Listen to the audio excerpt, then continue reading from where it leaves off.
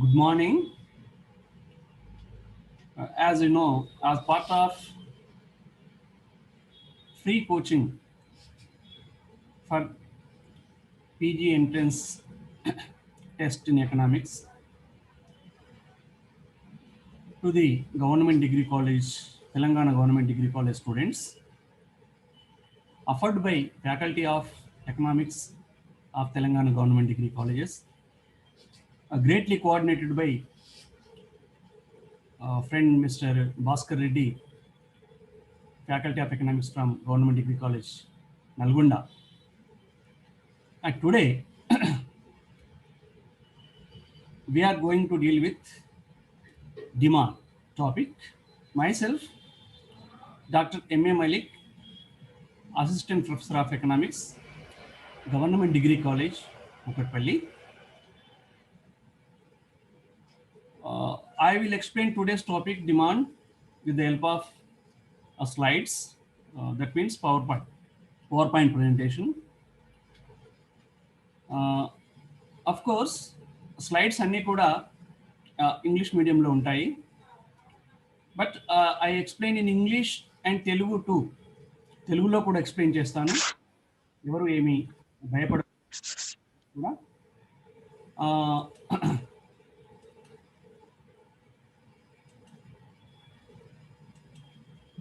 మీకేమైనా doubts arise అవుతాయి English టెర్మినాలజీని నేను తెలుగులో ఎక్స్ప్లెయిన్ చేస్తున్నప్పుడు కానీ కాన్సెప్ట్ని ఎక్స్ప్లెయిన్ చేస్తున్నప్పుడు కానీ ఏమైనా డౌట్స్ అరైజ్ అవుతే అలాగే వాటిని నోట్ ప్యాడ్ దగ్గర పెట్టుకొని రాసి పెట్టుకోండి.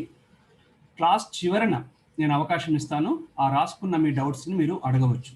ఒకవేళ క్లాస్ చివరన మనకు టైం దొరకకపోతే, అందరూ డౌట్స్ అడిగే అవకాశం దొరకకపోతే, మీరు నేను ఇవాళ ఏ నెంబర్తో అయితే ఇన్విటేషన్ పంపానో ఆ నెంబర్కు వాట్సాప్ కానీ లేదా టెలిగ్రామ్లో కానీ you can interact with me regarding economics subject and doubts, especially for the PG entrance examination. Okay, ఇంకొక సూచన ఏంటంటే, ఒకవేళ మన క్లాసు ఎక్స్ప్లెనేషను కంప్లీట్ కాక వీడియో ఆగిపోతే, అంటే 10:40కి వీడియో ఆగిపోతుంది. ఒకవేళ అప్పటి వరకు మన క్లాస్ ఎక్స్ప్లెనేషన్ నేను థ్యాంక్ యూ స్లైడ్ మీకు రాకపోతే, నేను మళ్ళీ వెంటనే క్లాస్ స్టార్ట్ చేస్తాను. ఇంకొక 15 మినిట్స్ మనం కంటిన్యూ చేయొచ్చు. 5 to 11కి మిమ్మల్ని వదిలేస్తాను నేను.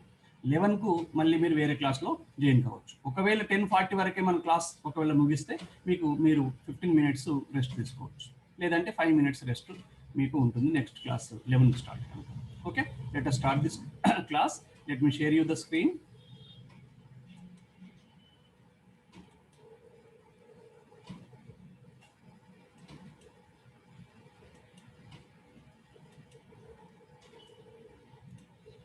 Okay, this is my introduction. This is name, phone number, and this is drmalik7k@gmail.com. This is the mail ID. Okay. Yeah, what is the meaning of demand? Demand contains two items that is desire and purchasing power. Demand ante ఏమిటి మనం అనుకున్నప్పుడు డిమాండ్ను దేనితో సమానంగా చెప్పవచ్చు అంటే ఆసక్తి. Dzire అంటే ఆసక్తి, మరియు పర్చేజింగ్ పవర్ అంటే కొనుగోలు శక్తి. ఆసక్తి, కొనుగోలు శక్తి, ఈ రెండింటి కలయికనే డిమాండ్. డిమాండ్ అంటే ఇంకా ఏదో అని మీరు అనుకోవచ్చు. Demand is nothing but desire plus purchasing power. ఎప్పుడు నువ్వు ఒక వస్తువుకు డిమాండ్ ఉంది అని చెప్పగలవు అంటే ఆ వస్తువును కొనాలనే ఆసక్తి ఉండాలి. నీకు ఆసక్తి ఉంటేనే సరిపోదు, దాని కొనగల శక్తి కూడా ఉండాలి. దాని ధరను అనుసరించి ఎంతైతే మార్కెట్లో దానికి ధర ఉందో ఆ ధరకు నీవు దాన్ని కొనగలిగే శక్తిని నీవు కలిగి ఉండాలి. ఈ రెండు లేకుండా జస్ట్ డిజైర్ అంటే అది డిమాండ్ కాదు. కోరిక బాగా ఉండొచ్చు, ఉన్నంత మాత్రాన్ని డిమాండ్ అని చెప్పలేదు.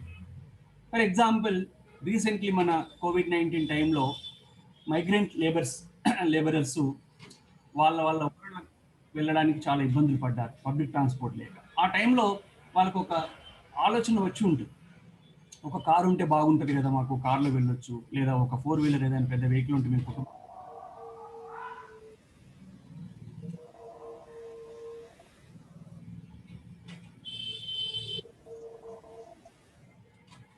yes, I muted all, and you don't have the option to unmute yourself. You raise the hand if you require at the end only.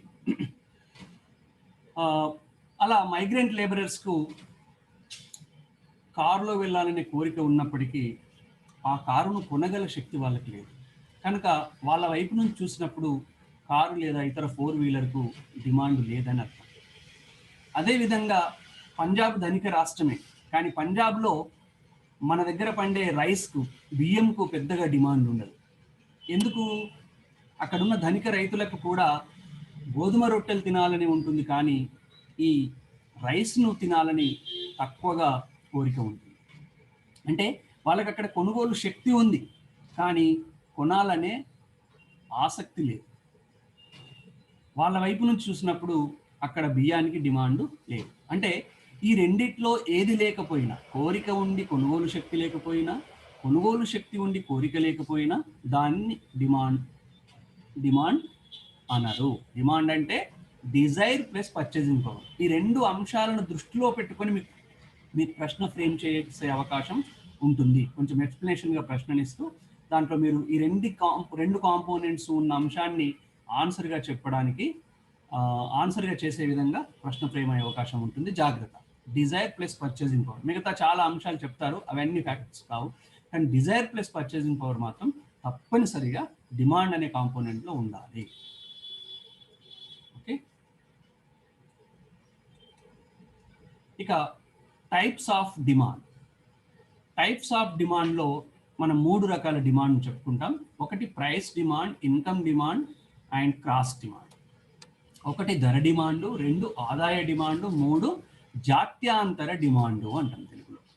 ధర డిమాండు, ఆదాయ డిమాండు, జాత్యాంతర demand, price demand, income demand, cross demand. వీటిలో ఒక్కొక్క దాని గురించి నేను మీకు వివరించే ప్రయత్నం చేస్తాను. Okay, price demand. మన మూడింటిలో మొదటిది price demand. Price demand is nothing but relation between the price and quantity demand. అంటే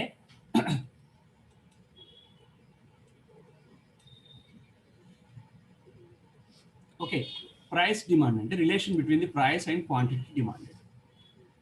ఒక వస్తువు ధరకు లేదా వస్తువు లేదా సేవ యొక్క ధరకు దానిని డిమాండ్ చేసిన పరిమాణానికి మధ్య గల సంబంధాన్ని చెప్పడాన్నే ధర డిమాండ్ అంటారు. ఒక వస్తువు ధరకు లేదా ఒక సేవ యొక్క ధరకు మరియు దాని డిమాండ్కు మధ్య గల సంబంధాన్ని వివరించడాన్నే ధర డిమాండ్ అంటారు. The relation between the price and quantity of demand is explained, then it is called as price demand. దాన్ని మనం ఈక్వేషన్లో సింపుల్గా ఇలా చెప్పొచ్చు. dx is equal to function of px. ఇక్కడ x అనేది కమాడిటీ. x అనేది ఇక్కడ దేనికి వస్తుంది తీసుకున్నామంటే మనం కమాడిటీ. అట్లా dx demand of x, demand of x. dx అంటే డిమాండ్ ఆఫ్ x, px అంటే ప్రైస్ ఆఫ్ x. ఎక్స్ అంటే ఒక పెన్ను కావచ్చు, పెన్సిల్ కావచ్చు, నోట్బుక్ కావచ్చు, ఏదైనా కావచ్చు, దాని యొక్క ధరకు దాని యొక్క డిమాండ్, ఈ రెండింటి మధ్య గల సంబంధం. అంటే లెఫ్ట్ సైడ్ ఉన్నది డిపెండెంట్ వేరియబుల్ అంటాం, రైట్ సైడ్ ఉన్న వాటిని ఇక్కడ మాత్రం ఇండిపెండెంట్ వేరియబుల్ అంటాం. ఇండిపెండెంట్ వేరియబుల్ ఎందుకు అంటామంటే దీనిపైన, ఈ ధర పైన ఈ డిమాండ్ ఆధారపడి ఉంటుంది కనుక this is called as independent variable. This is here the price right side of the equation is called as independent variable and left side of the equation is called as dependent variable. ఇక్కడ మనకు demand dependent variable గా ఉంటుంది, price independent variable గా ఉంటుంది.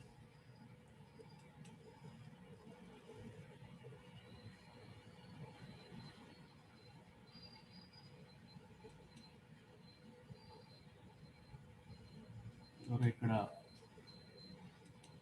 Unmute చేస్తున్నారు. సరే, నేను అవకాశాన్ని ఇప్పుడు తీసేశాను.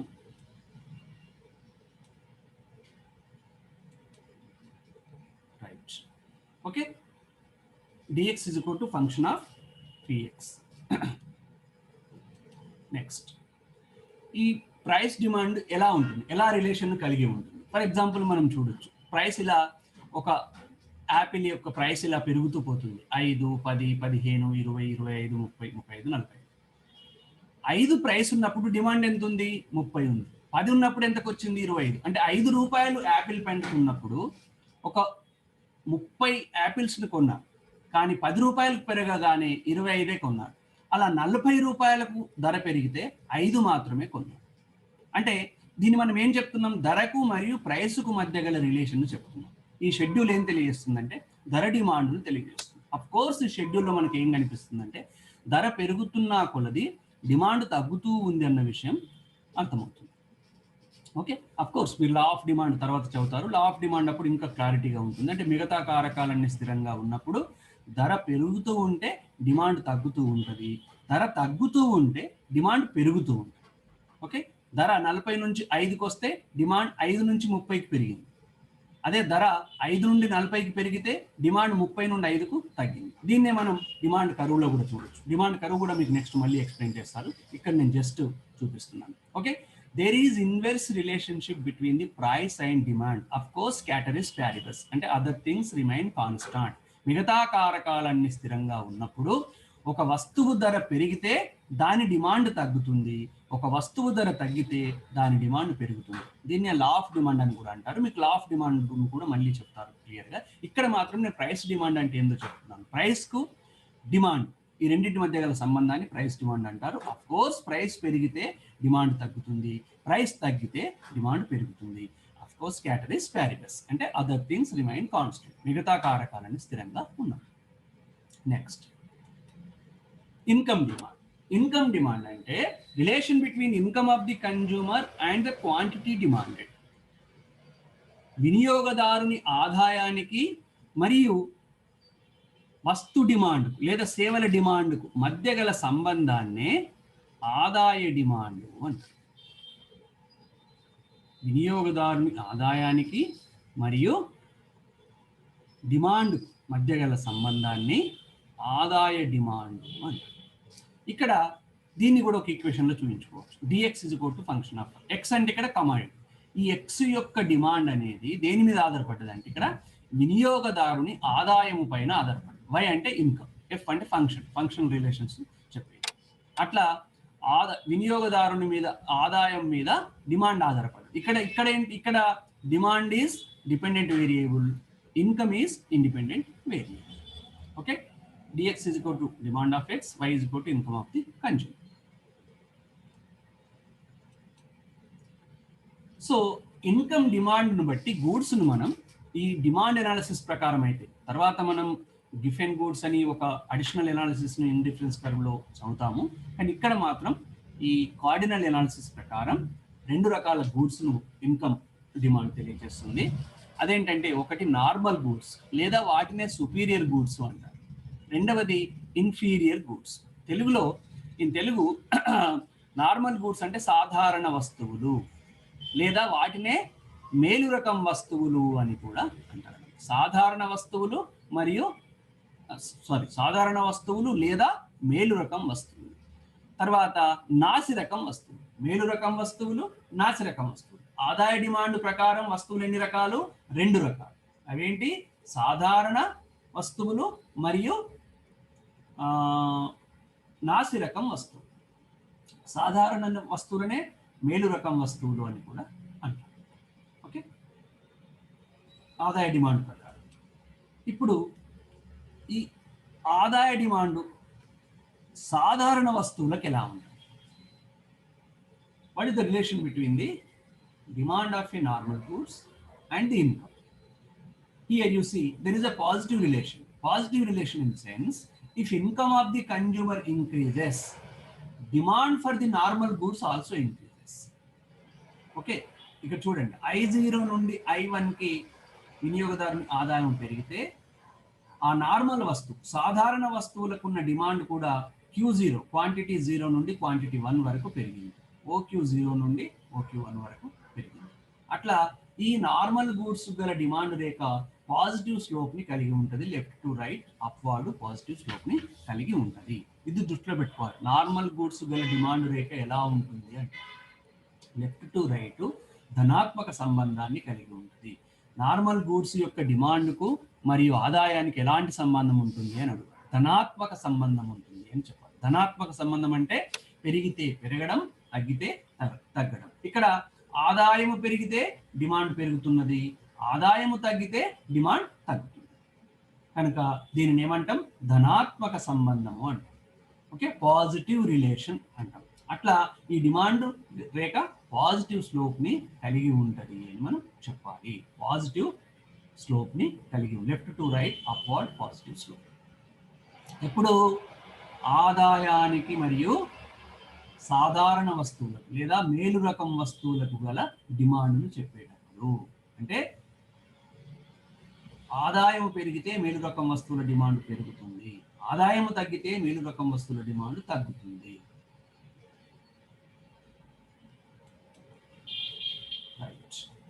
ఇక్కడ డిమాండ్ ఫర్ ఇన్ఫీరియర్ గూడ్స్, నాసి రకం వస్తువు. నాసి రకం వస్తువుల విషయంలో ఆదాయం పెరిగితే వాటి యొక్క డిమాండ్ తగ్గిపోతుంది. ఫర్ ఎగ్జాంపుల్, మీరు ఒకవేళ పేదరికం కుటుంబానికి చెందిన వాళ్ళైతే ఇళ్ళల్లో నాసిరకం బియ్యాన్ని లేదా నూకలు లేదా మామూలుగా నాసిరకంగా ఉండే బియ్యంను మీరు ఇంట్లో వంట చేసుకొని తింటూ ఉండొచ్చు పేదవాళ్ళు. కానీ మీరు ఇప్పుడు కష్టపడి సంపాదించి పీజీ ఎంట్రన్స్లో సీట్ కొట్టి తర్వాత పీజీ తర్వాత జూనియర్ లెక్చరర్గా మీరు సెలెక్ట్ అయిపోతే మీ ఆదాయం బాగా పెరిగిపోతుంది. అప్పుడేం చేస్తారు? మంచి బియ్యానికి షిఫ్ట్ అయిపోతారు. అట్లా అంటే బలవర్ధకమైన బియ్యానికి, పౌష్టికాహారానికి షిఫ్ట్ అయిపోతారు ధరతో సంబంధం లేకుండా, ఎందుకంటే మీ ఆదాయం పెరిగింది. అట్లా ఏమవుతుంది? అప్పుడు ఏమవుతుంది? మీ నాసి రకం వస్తువుల డిమాండ్ మీ ప్రకారం తగ్గినట్టు లెక్క. అంటే ఆదాయము పెరిగితే 150 నుండి 120కి ఇక్కడ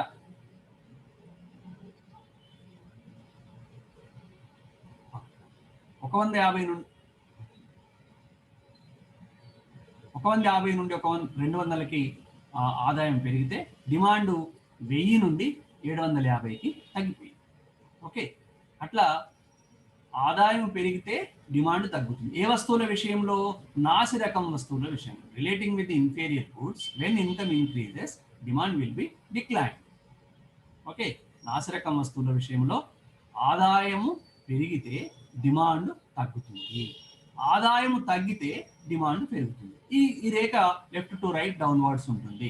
నెగటివ్ అంటే there is negative relation between the demand of the commodity, demand of the inferior goods and the income of the consumer. వినియోగదారుని ఆదాయానికి మరియు నాసి రకం వస్తువుల డిమాండ్కు మధ్య రుణాత్మక సంబంధం ఉంటుంది. అంటే రుణాత్మక సంబంధం అంటే ఒకటి తగ్గితే మరొకటి పెరగదు. ఇక్కడ ఆదాయం తగ్గితే డిమాండ్ పెరుగుతుంది, ఆదాయం పెరిగితే డిమాండ్ తగ్గుతుంది. ఏ వస్తువుల విషయంలో? నాసి రకం వస్తువుల విషయంలో.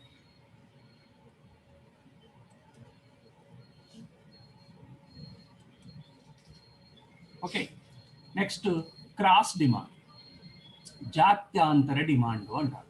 తెలుగులో క్రాస్ డిమాండ్ ఏమంటారు? జాత్యాంతర డిమాండ్ అంటారు. The cross demand is nothing but relation between the price of one commodity and demand of related commodity. Price of one commodity, demand of related commodity. Price demand lo manam emannam? Price of that commodity and demand of that commodity annam. Ikkada emantunnam? Price of one commodity and demand of related commodity, not that commodity. ఒక వస్తువు ధరకు మరియు దాని సంబంధిత వస్తువు యొక్క demand, దాని demand కాదు, దాని సంబంధిత వస్తువు యొక్క డిమాండ్ క్రాస్ అవుతుంది. అంటే ఆ వస్తువు ధర మరొక వస్తువు డిమాండ్ను ప్రభావితం చేస్తుంది. అలా ఆ వస్తువు నుండి క్రాస్ అవుతుంది కనుక దీన్ని క్రాస్ డిమాండ్ అంటారు. ఒక వస్తువు ధర దాని యొక్క సంబంధిత వస్తువు డిమాండ్ను ప్రభావితం చేస్తుంది కనుకనే, అంటే దాన్ని అది క్రాస్ అయిపోతుంది కనుక దీన్ని క్రాస్ డిమాండ్ అంటారు. జాత్యాంతర డిమాండ్ అంటే తన జాతిని దాటిపోతుంది కనుక జాత్యాంతర డిమాండ్ అని తెలుగులో ట్రాన్స్లేట్ చేశారు. ఇక్కడ ఒక వస్తువు ధరకు దాని సంబంధిత వస్తువుకు డిమాండ్, దాని సంబంధిత వస్తువు గల డిమాండ్ను మనం జాత్యాంతర డిమాండ్ అంటారు. ఫర్ ఎగ్జాంపుల్ ఇక్కడ dx is equal to function of py. ఇక్కడ మనం px అనలే, dx అని px అనలే, dx అని py అంటున్నాం. అంటే ఏంటి? dx అంటేనేమో demand of X commodity, py అంటేనేమో price of related commodity, price of related commodity, దానికి సంబంధించిన వస్తువు యొక్క డిమాండ్.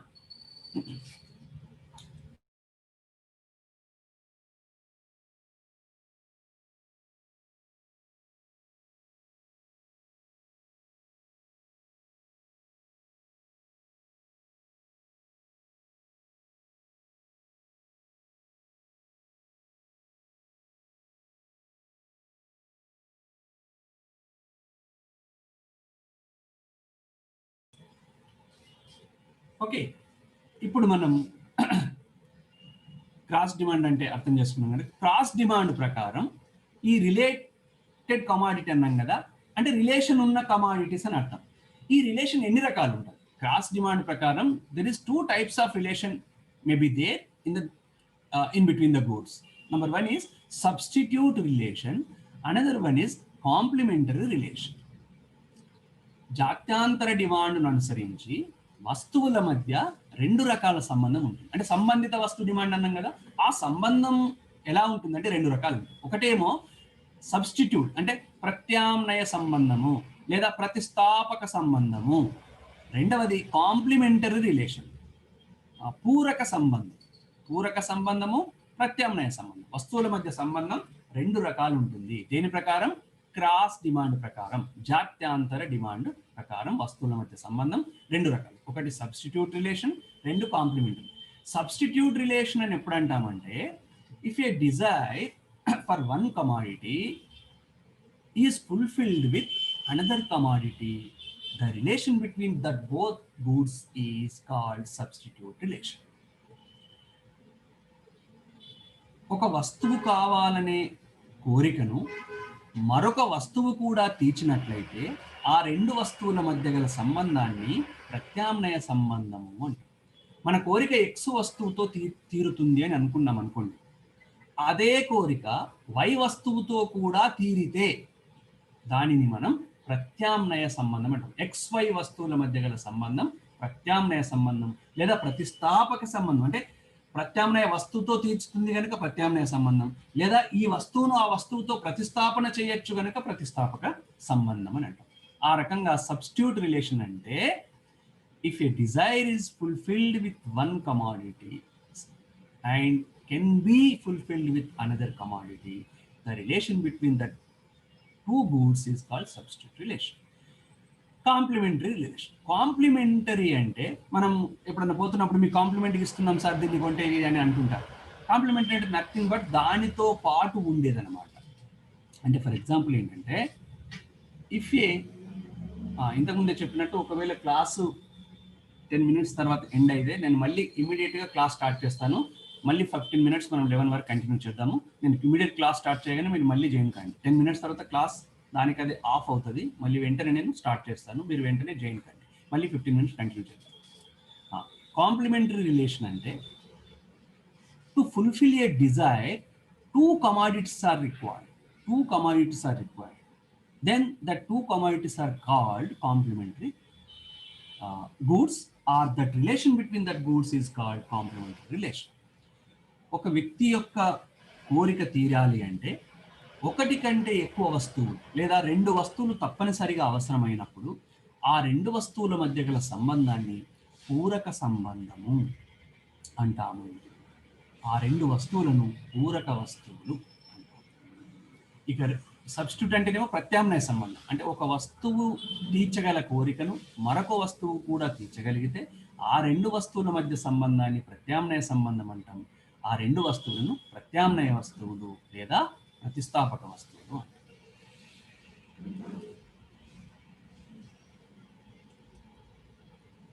ఇప్పుడు సబ్స్టిట్యూట్ రిలేషన్ కలిగినప్పుడు డిమాండ్ ఎలా ఉంటుందో చూద్దాం.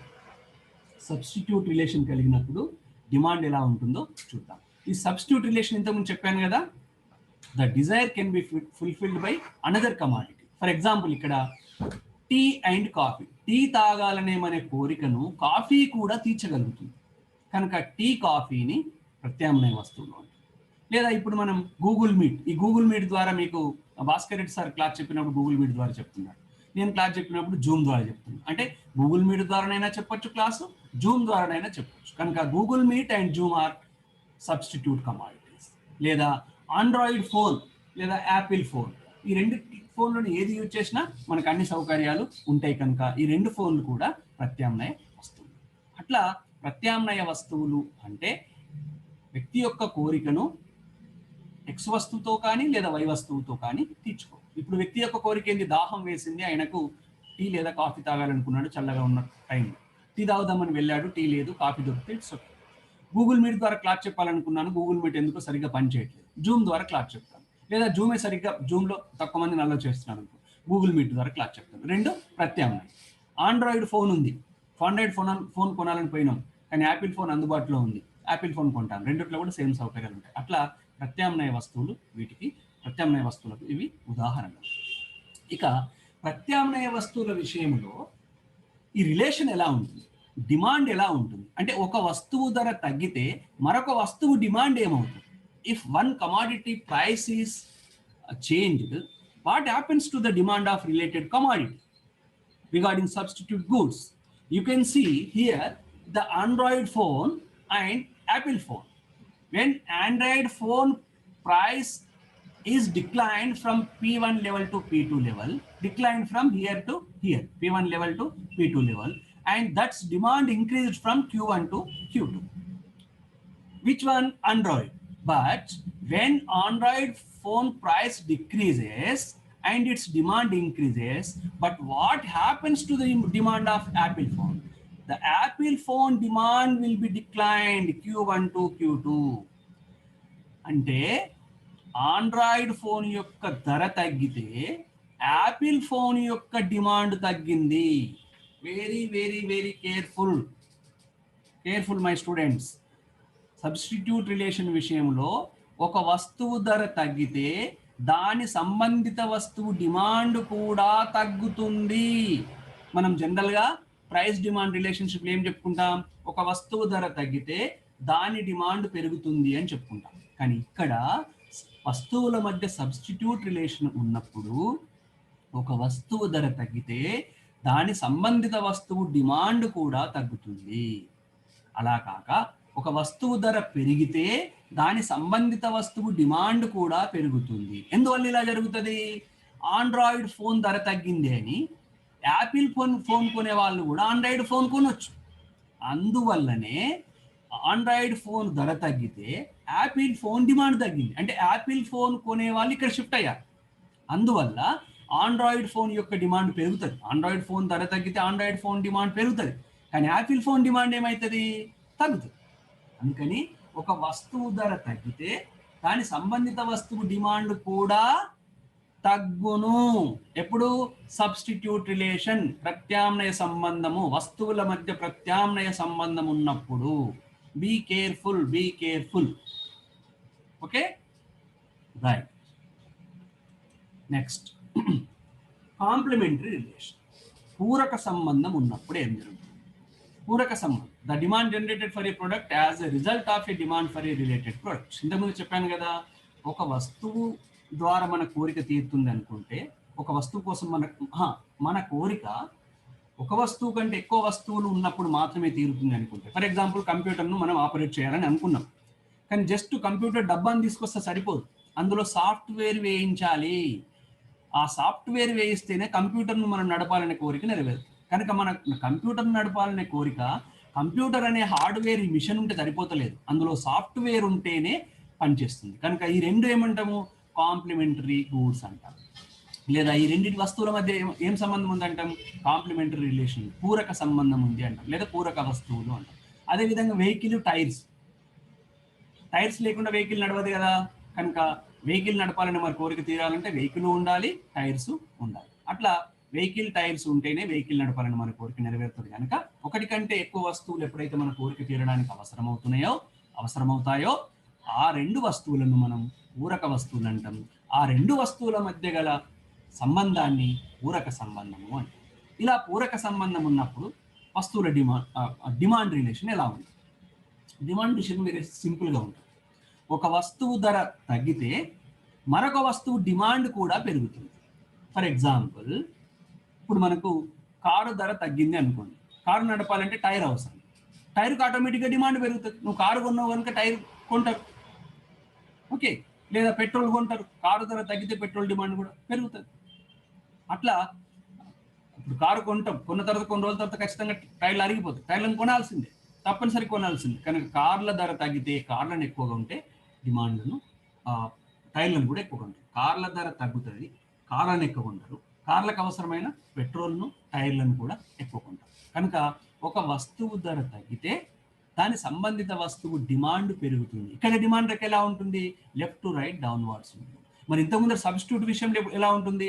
లెఫ్ట్ టు రైట్ అప్వార్డ్ ఉంటుంది. ఎందుకంటే ఒక వస్తువు ధర తగ్గితే మరొక వస్తువు డిమాండ్ కూడా తగ్గుతుంది. ఎప్పుడు? సబ్స్టిట్యూట్ గుడ్ విషయంలో. మరి కాంప్లిమెంటరీ గుడ్స్ విషయంలో, పూరక వస్తువుల విషయంలో ఒక వస్తువు ధర తగ్గితే దాని మరొక వస్తువు డిమాండ్ పెరుగుతుంది. మరొక అంటే సంబంధిత వస్తువు డిమాండ్ పెరుగుతుంది. ఓకే, ఇది చాలా జాగ్రత్తగా గమనించాలి. సబ్స్టిట్యూటివ్ రిలేషన్, కాంప్లిమెంటరీ రిలేషన్, ప్రత్యామ్నాయ సంబంధం, పూరక సంబంధం. ఇక మనం demand function or determinants of the demand వచ్చినాం. Relation between the demand and its determinants is called demand function. Demand function అన్న డిటర్మినెంట్స్ ఆఫ్ డిమాండ్ అన్న దాదాపు ఒకటి. ఎందుకు అంటే డిమాండ్ ఫంక్షన్ అంటేనే it is the relation between that demand function expresses the relation between the demand and its determinants.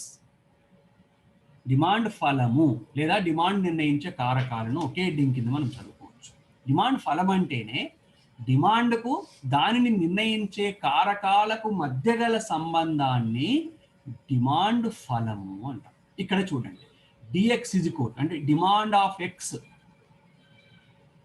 ఒక వ్యక్తి hand raise చేశాడు, నేను టైం ఇస్తాను. ఒకవేళ ఇది వీడియో ఆగిపోయినా నేను మళ్ళీ స్టార్ట్ చేస్తాను, ఇంటర్నెట్ చేయండి, మీ డౌట్స్ నేను తీరుస్తాను. ఓకే, డిఎక్స్ అంటే demand of X is equal to function of PX, PY, Y, T and H.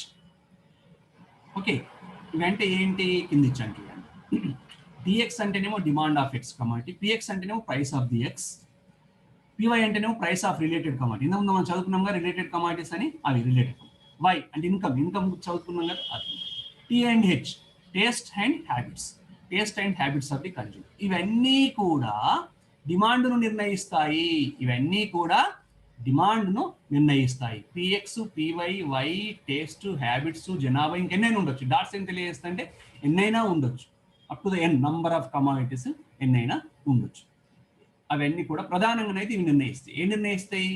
X వస్తువు యొక్క డిమాండ్ను, demand of X is result of, function of అంటే రిజల్ట్ ఆఫ్.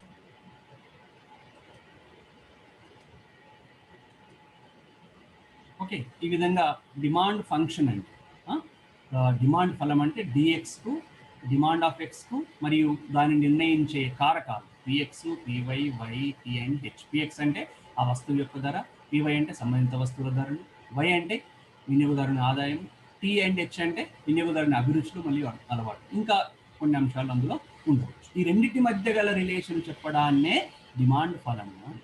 ఇక డిమాండ్ నిర్ణయించే కారకాలు అని మనం వేరుగా చదవాల్సిన అవసరం ఉందా? లేదు. డిమాండ్ నిర్ణయించే కారకాలు అంటే కూడా మళ్ళీ ఇదే చదువుకోవచ్చు. ఏమని? ఆ వస్తువు యొక్క ధర. రెండవది సంబంధిత వస్తువుల ధరలు. సంబంధిత వస్తువుల ధరలు ఎలా ప్రభావితం చేస్తున్నాయని మనం జాక్చంద్ర డిమాండ్లు చదివాం. Okay, right.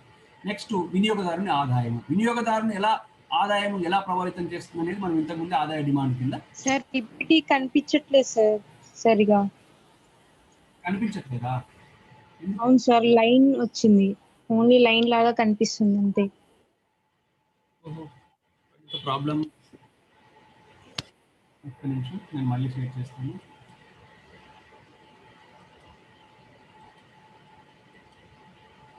ఇప్పుడమ్మా కనిపిస్తుందా? Okay, right. డిమాండ్ ఫలం అంటే, డిమాండ్ ఫంక్షన్ అంటే దీన్ని అంటాము. డిమాండ్ నిర్ణయించే కారకాలు కూడా దీని కింద మేము చదువుతున్నాం. ఓకే, ఇప్పుడు ఇంతవరకు మనం చెప్పుకోవాల్సింది అయిపోయిందమ్మా. మిగతా డిమాండ్కి సంబంధించి మిగతా క్లాసులో మీరు వింటారు. ఇప్పటి వరకు మీరు విన్న demand, meaning of demand, types of demand and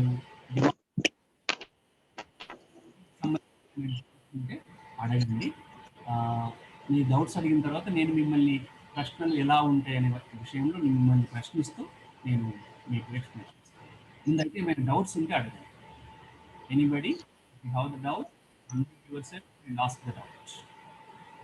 sir ఒకసారి డిమాండ్ ఫలముని ఒకసారి మళ్ళీ ఎక్స్ప్లెయిన్ చేయరా డెఫినేషన్ చెప్పి? డౌట్ ఏమా?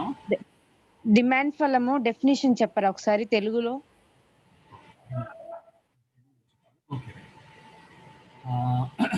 ఒక వస్తువు దానిని నిర్ణయించే కారకాలకు మధ్య గల సంబంధమే డిమాండ్ ఫలం అంటారు. ఒక వస్తువు డిమాండ్, ఇక్కడ మనం ఎక్స్ అనే వస్తువుని అనుకుందాం. ఎక్స్ అనే వస్తువు యొక్క demand, demand of X, demand of X, X అనే వస్తువు యొక్క డిమాండ్ దానిని నిర్ణయించే కారకాలు, అంటే ఈ ఎక్స్ వస్తువు యొక్క డిమాండ్ నిర్ణయించే కారకాలు ఆ ఎక్స్ వస్తువు ధర, ప్రైస్ ఆఫ్ ఎక్స్. ఓకే, సంబంధిత వస్తువుల ధర. ఈ ఎక్స్ అనేది ఒకవేళ కారు అనుకుంటే సంబంధిత వస్తువు ధర పెట్రోల్ అనుకోవచ్చు. ఓకే, లేదు ఎక్స్ అనే వస్తువు ధర ఎక్స్ అనేది ఆండ్రాయిడ్ ఫోన్ అనుకుంటే వై అనేది యాపిల్ ఫోన్ అనుకోవచ్చు. ఇంతకుముందు మనం చూసినాం కదా, అట్లా ఆ వస్తువుల ధరలు కూడా ప్రభావితం చేస్తాయి. ఓకే, వస్తువు డిమాండ్ దాన్ని నిర్ణయించే కారకం, ఆ వస్తువు ధర, సంబంధిత వస్తువుల ధరలు, వినియోగదారుని ఆదాయము, వినియోగదారుని అభిరుచులు, అలవాట్లు, ఇంకా కొన్ని అంశాలు వచ్చిన పెరుగుదల కావచ్చు, వయస్సు కావచ్చు, జెండర్ కావచ్చు, చాలా అంశాలు. అట్లా ఆ వస్తువు యొక్క డిమాండ్లు మరియు ఆ డిమాండ్ను నిర్ణయించే కారకాలకు మధ్య గల సంబంధాన్ని డిమాండ్ ఫలం అంటారు. దాన్ని ఈ క్రింది విధంగా రాయవచ్చు. ఓకే అమ్మా, ఐ క్లియర్? అమ్మాయి వినబడుతుందా? హలో, అయిందా? ఇంతకుముందు అమ్మాయి తెలుగులో చెప్పమని చెప్పాను. ఓకేనా? మళ్ళీ హలో. ఓకే సార్, మీ వాయిస్ వినిపిస్తుంది సార్, మీరు చెప్పింది వినిపించింది మాకు ఇంతసేపు. మీకు వినిపించింది, కానీ నేను చెప్పాను కదా, మీరు డౌట్ అడిగారు కదా, ఓకే అని అంటలేదు. డౌట్ సెక్షన్ కదా ఇది, you have to respond. Okay, right. ఇంకా ఏమైనా డౌట్స్ అమ్మా? Any doubt? No doubt?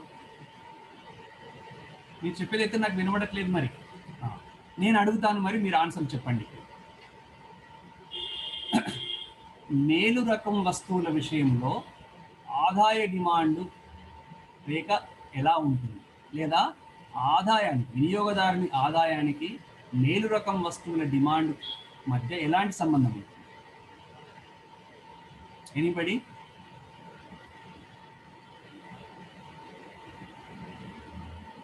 Hello.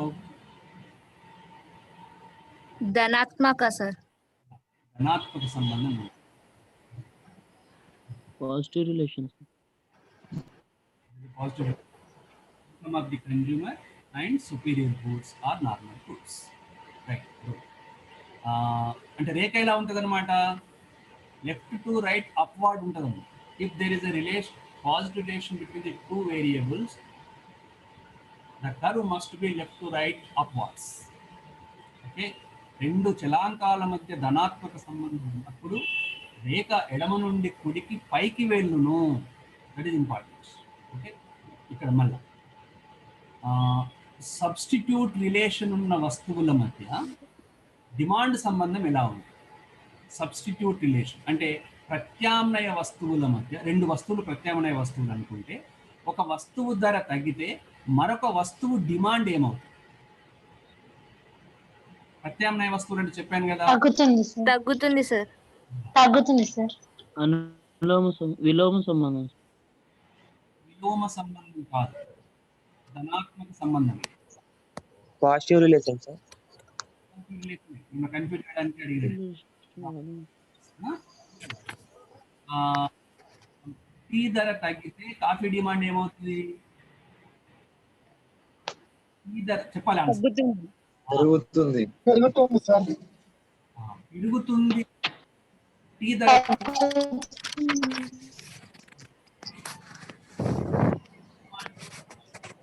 దాన్ని ఎక్స్ప్లెనేషన్ ఇవ్వాలి. టైం లేకుండా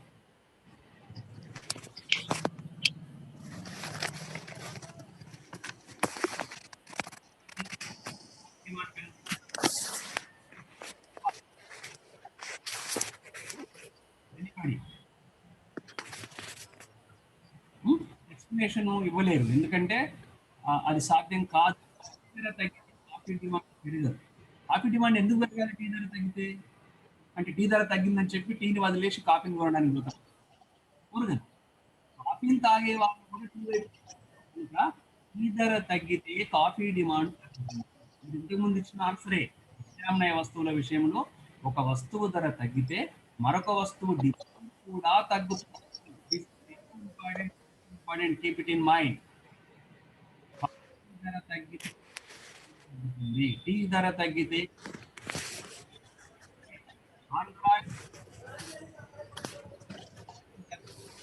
సార్ మీ వాయిస్ క్లారిటీ లేదు. అంటే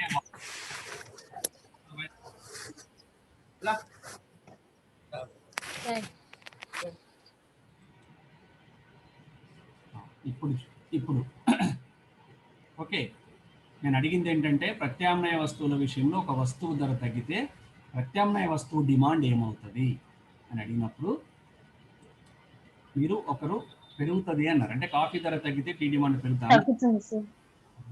ఓకే, తగ్గుతుంది. అది దృష్టిలో పెట్టుకోవాలి. ప్రత్యామ్నాయ వస్తువుల విషయంలో ఒక వస్తువు ధర తగ్గితే మరొక వస్తువు డిమాండ్ కూడా తగ్గుతుంది. ఇంకొక క్వశ్చన్ అడుగుతున్నాను. కంప్యూటర్ హార్డ్వేర్, కంప్యూటరు డెల్ అనే కంప్యూటర్ యొక్క ధర తగ్గింది. సాఫ్ట్వేర్ యొక్క డిమాండ్ ఏమవుతుంది?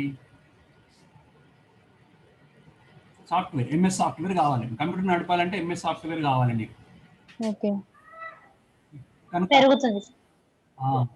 ఇక్కడ కాంప్లిమెంటరీ గూడ్స్ ఈ రెండు రకాలు కనుక కంప్యూటరు డెల్ అనే ఒక కంప్యూటర్ యొక్క ధర తగ్గితే మిషన్ ఇందులోకి కావలసిన సాఫ్ట్వేర్ డిమాండ్ పెరుగుతుంది. ఎందుకంటే దీన్ని కొన్నప్పుడు తను తప్పనిసరిగా కొంటాడు.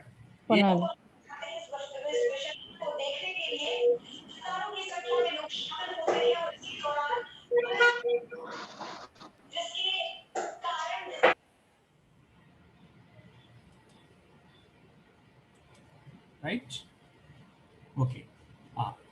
ఒక వినియోగదారుని ఆదాయము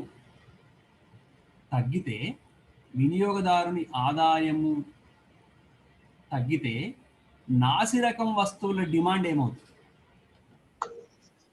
పెరుగుతుంది.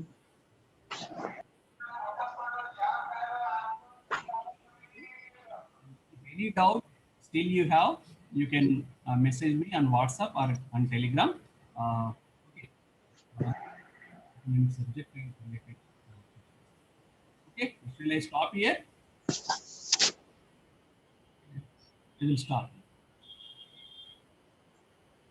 Anybody చెప్పగలరా what is mean by demand function? అయితే ఒక్కటి